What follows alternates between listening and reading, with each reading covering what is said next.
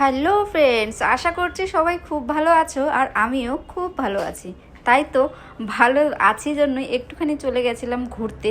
তবে এটা ভিডিওটা করেছি কালকে, তো পোস্টটা করছি আমি আজকে। তো এই হচ্ছে আমি চলে গেছি আমার পিসির মেয়ে, আশীর্বাদ বলে কথা। তো পিসির মেয়ের হাজব্যান্ড যে হবু বর হবে তাকে আশীর্বাদ দিতে আমরা চলে গেছি পতিরামে।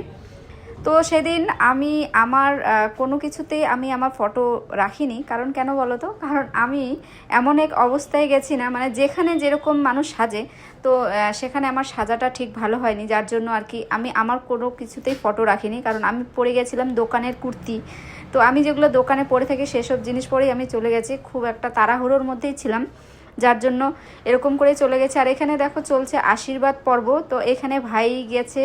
তো ভাই তো খুব লজ্জা পাচ্ছে, যেহেতু দাদা সেহেতু প্রণাম তো একটু নিতেই হবে, তাই না?